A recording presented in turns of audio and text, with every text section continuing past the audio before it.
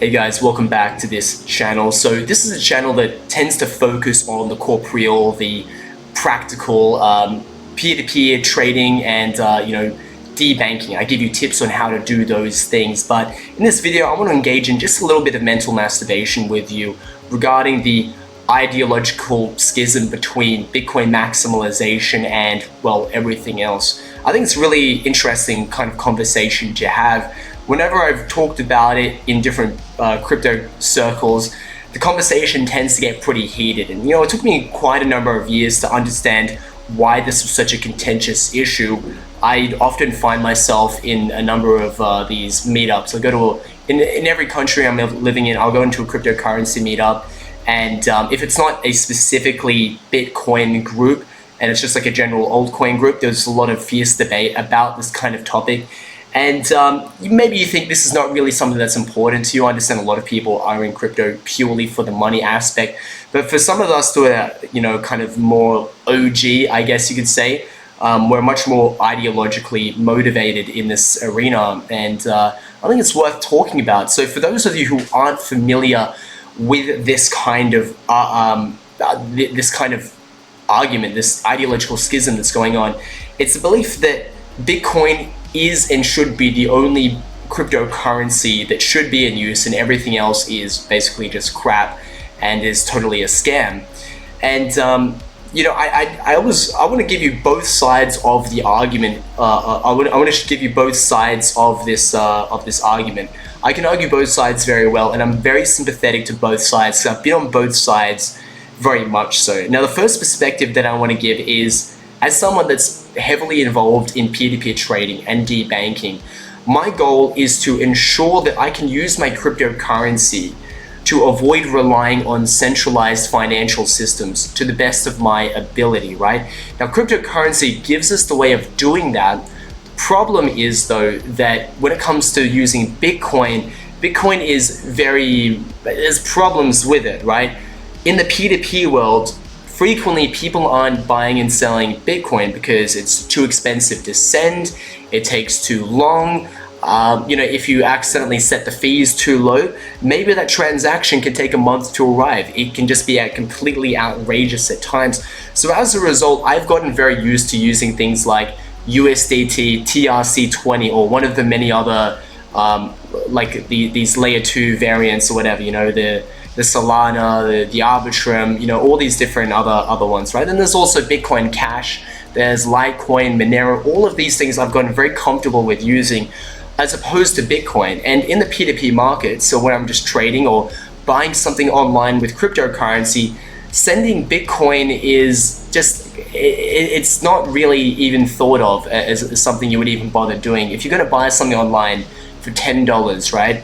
Why would you spend $10 in fees and $10 for the actual product? It doesn't make sense, right? So when it comes to the practical usage of cryptocurrency for its original purpose, which is supposed to be, as it says in the Bitcoin white paper, a peer-to-peer decentralized currency, if cryptocurrency is not being used as a peer-to-peer as an actual currency, then it's basically useless, right? And the problem that I've always had with Bitcoin Maxis is they've forgotten about this original purpose of cryptocurrency, which is to use it so you can actually buy and sell things and do all the things that normal money does.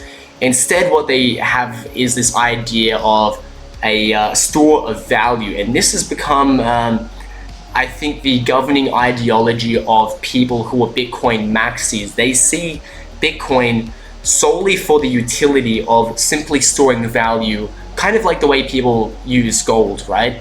And that's kind of why I like to call Bitcoin Maxis Bitcoin boomers, because the idea that I have, the joke that I make with my friends is that it's usually people that are like boomers that are really into gold and stuff like that, whereas younger people are more into crypto. Because the Bitcoin boomers, the gold boomers, they just have their shiny rocks. And by the way, I'm totally for precious metals. I like precious metals. I like what it does. And I totally believe in the purpose of having something that just stores value. But the thing is, they can't necessarily use it. It's not as liquid. And maybe sure, they think they know some roundabout ways to send gold easily to someone else in exchange for payment. But let's just be honest, it's not a very practical system. And Bitcoin is very similar. If you want to buy something with Bitcoin, it's extremely impractical. And people say, well, they know of a certain way, especially Bitcoin Maxis, say, oh, well, actually, technically, if you wanted to buy Bitcoin with, this or that, if I wanted to buy a house in Bitcoin, technically I could do this and that. But none of these people, none of the Bitcoin Maxis ever use their Bitcoin besides just sitting on it and waiting for it to appreciate. They absolutely have no practical purpose for their Bitcoin. They don't use it for what it was originally intended for, which is a peer-to-peer trading system, right?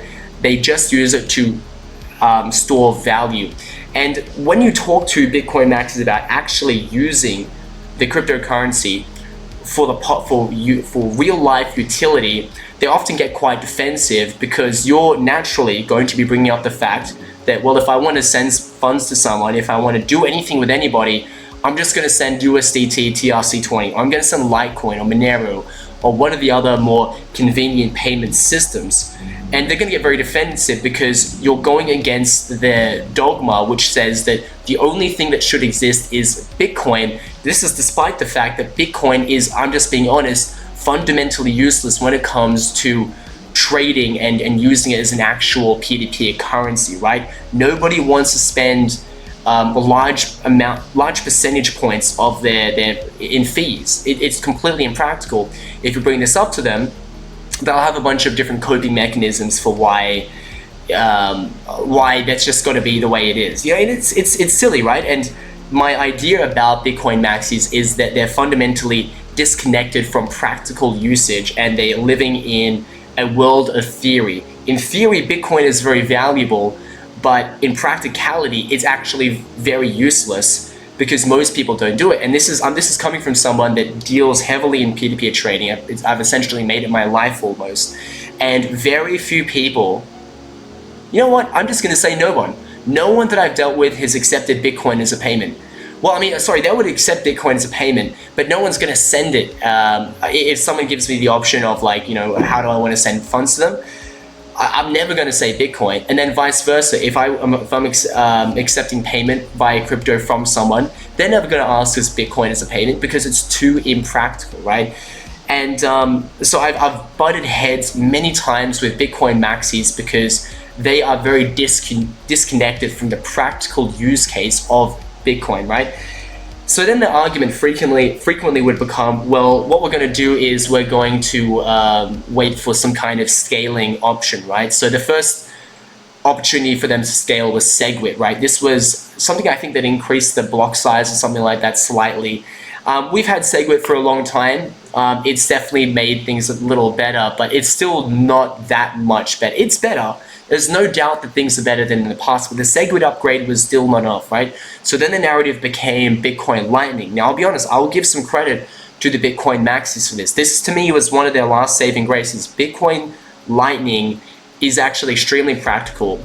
I have some problems with it that I'll go into, but that was something that I could at least kind of agree with on that with. I'm totally fine with staying purely in Bitcoin, provided that people start trading in Bitcoin Lightning. But there's a few things, right?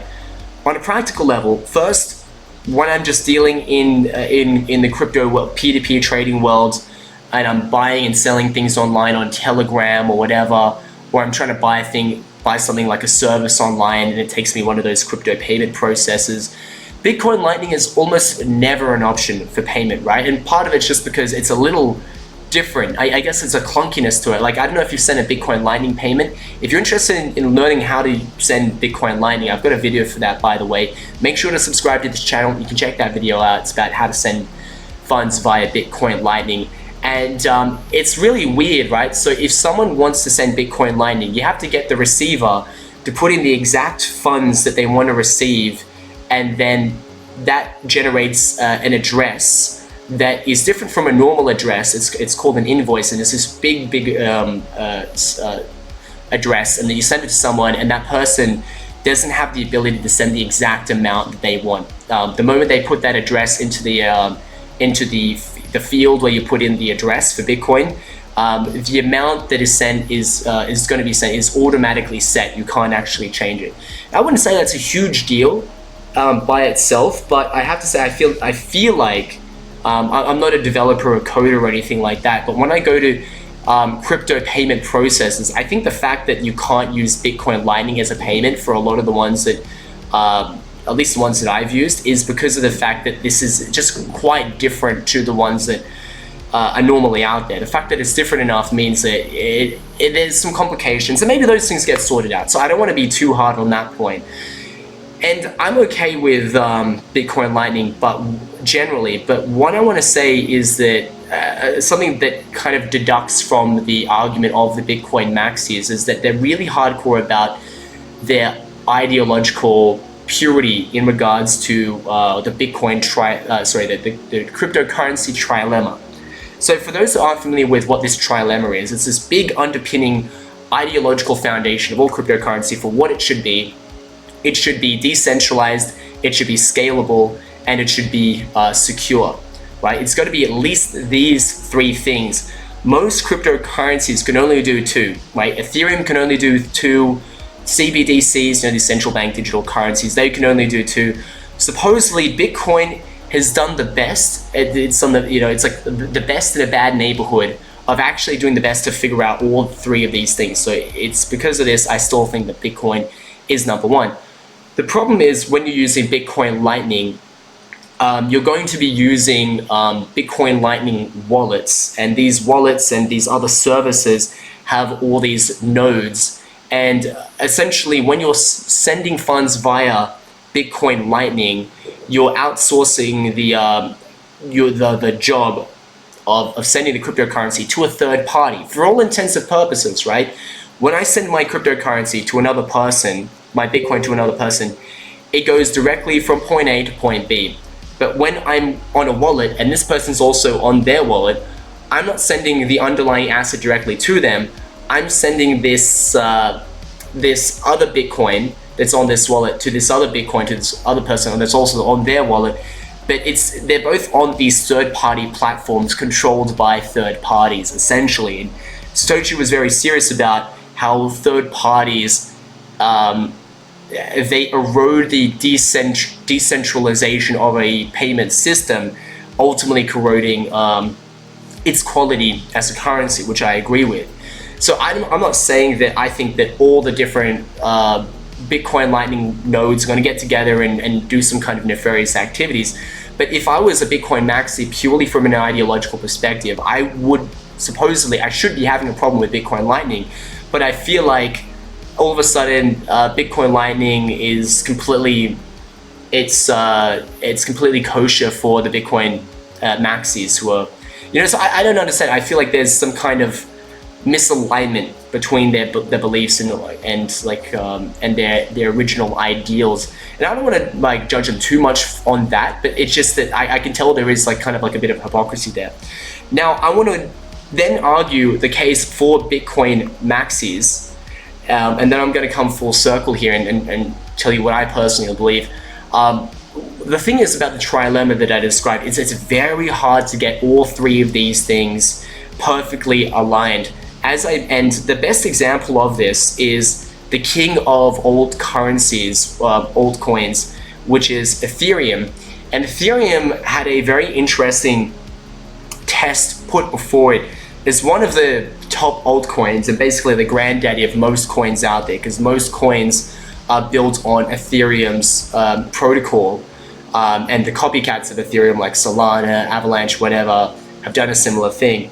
Ethereum set a very interesting precedent when only 2 years after its inception, after its ICO, after it hitting the markets, only 2 years after, 2016, I think it was about then. So 2016, there was something called this DAO attack. So there was a hacker that found some kind of exploit in the DAO. The DAO is a decentralized autonomous organization, and they had huge amounts of Ethereum in their wallet, which they were going to use to for developers and paying people on their team or whatever. And Vitalik and all the developers are on this team, and this fund gets hacked and all this money gets siphoned off. I think it was a vampire attack or something like that. So someone was able to walk away with, I think, hundreds of millions of dollars worth of Ethereum. And at the time, there was a big debate about whether or not the team was going to get together and they were going to fork the Ethereum blockchain. So there was going to be a version of Ethereum where the hack didn't happen, and there was going to be a version of Ethereum where the hack did happen.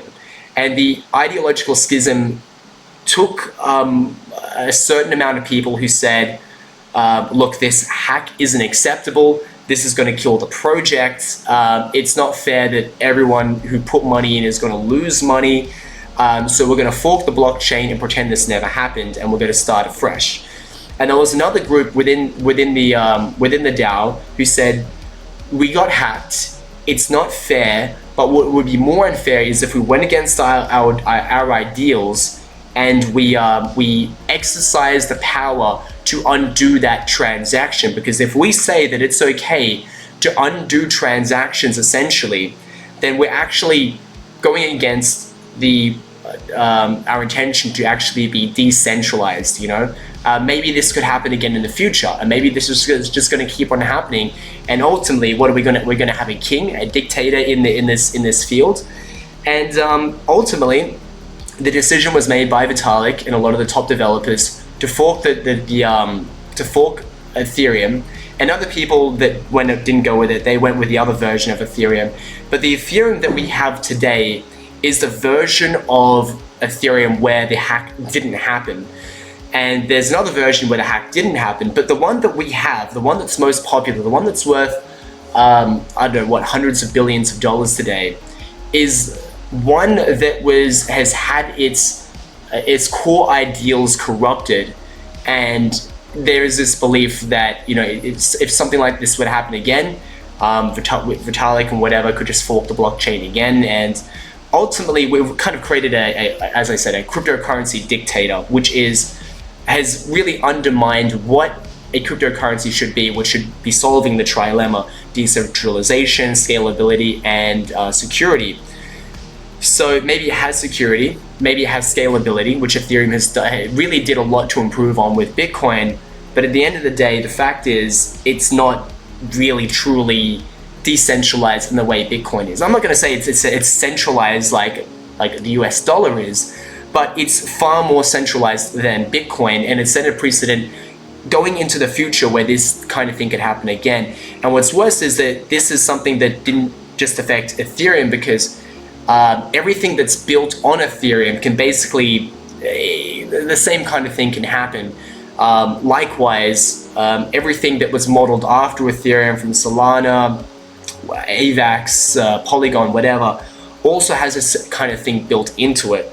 Therefore, it goes without saying that if you believe that this is a really big deal, then Bitcoin should be the only thing that you should want to hold. It's the thing that's probably going to have the most staying power. It's the thing that probably has solved this trilemma better than any others. And if you look at all the potential competitors, nothing has really come as close to Bitcoin as solving this problem. So if you wanted to put all your money in any cryptocurrency, the safer thing to do would be to put it in Bitcoin and just accept the flaws that it has, rather than trying to reinvent the wheel and end up screwing it up in the process. So that's the argument for and against Ethereum, for and against Bitcoin. And I want to end on just one final just tidbit of information, which I just think you'll find interesting. Maybe this is something that's just a little bit against Bitcoin, but I'm going to close with that. I don't want to talk about it too much, but something that has given me a lot of interesting insight was when I was in Tokyo. I was hanging out a lot with some of the Bitcoin Cash guys, who actually gave me a lot of information about the history of Bitcoin, because the Bitcoin Cash guys frequently turned out to be people who were really OGs, who were on the Bitcoin Foundation way back in the day. I'm talking about people like Roger Ver and all these people whose names you probably don't recognize, but these are people that were interested in increasing the block size of Bitcoin so it could handle more transactions and become more scalable. And unfortunately, they were a minority within the Bitcoin developer community, and this is why there was a fork that happened between Bitcoin and Bitcoin Cash. The Bitcoin Cash guys wanted to increase the size of the blocks, and that's it. That's all they wanted to do. They just increased the size of the blocks, so there were more transactions, it was more scalable, and Bitcoin can actually be used for what it was meant for. Whereas the other developers, which was the majority of them, it's got to be at least 80% of them, decided to keep it the exact same, and as a result, Bitcoin is still what it was all those years ago. Still slow, clunky, expensive. It's still the exact same, and I think, from what I understand, the culture of Bitcoin changed from that time, where those Bitcoin Cash guys, the guys that were really serious about increasing the block size, they were very serious about using Bitcoin for what it was supposed to be, which was a peer-to-peer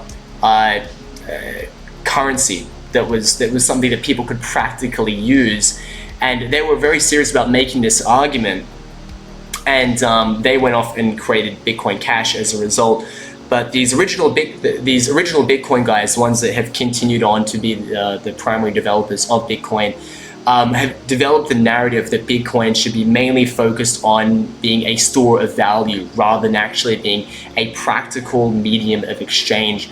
And so that's kind of when I feel like the Bitcoin community changed, I guess. Their ideology and the way they think changed, the way they see Bitcoin changed.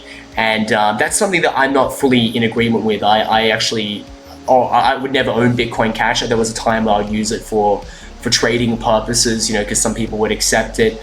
But ideologically, I can really sympathize with the mindset of a lot of the Bitcoin Cash guys. So that's it for this video. I hope this is interesting and educational for you, give you a bit of insight about what this whole debate is that's been going on in the community for such a long time. As I mentioned, I'm really big on cryptocurrency being used for practical purposes. That's using it cheaply to buy and sell things online. And if you are interested in peer-to-peer trading using cryptocurrency for its practical purpose, I'm always recommending that people get on peer-to-peer cryptocurrency platforms like HODL, like local CoinSwap. These are places where you don't have to provide any KYC, and the idea is you're dealing directly from one person to another person, and the role of a third-party exchange, it's still there. I don't want to say there's absolutely no third party involved. There are reasons why it's still going to be needed, even on a decentralized platform, but at the same time, its role is very minimal, and ultimately it's just people dealing directly with each other. And I think if there was more decentralization in cryptocurrency, I think the crypto world would be much better off. I think more people could use cryptocurrency in a far more practical manner, and it's a shame that that's not the case. And I think part of the motivation for this video, and I think the motivation also for this channel, is also to highlight the fact the cryptocurrency has become exceptionally centralized, and it's gone against a lot of the original founding principles of what it's supposed to be. You're supposed to be dealing directly with another person. You want to cut out as many third parties as possible and just deal directly from one person to another person, whilst at the same time retaining your anonymity. And the way you can do that for practical purposes is using these peer-to-peer cryptocurrency exchanges that don't require KYC. I'm going to list 4 off the top of my head: local CoinSwap, HODL, BitValve, and BitPapa. I've got referral links in the description down below if you're interested in using them. The other thing that's good about them is you can use any payment method that you want to pay for buying and selling cryptocurrency. As long as there's a seller for it, you can deal directly with them. It's going to be anonymous, no KYC is required, and you can use Bitcoin or cryptocurrency for exactly what it was built for. So thanks a lot for watching, guys. If you like these videos, make sure to subscribe to my channel, and I'll see you next time. See you later.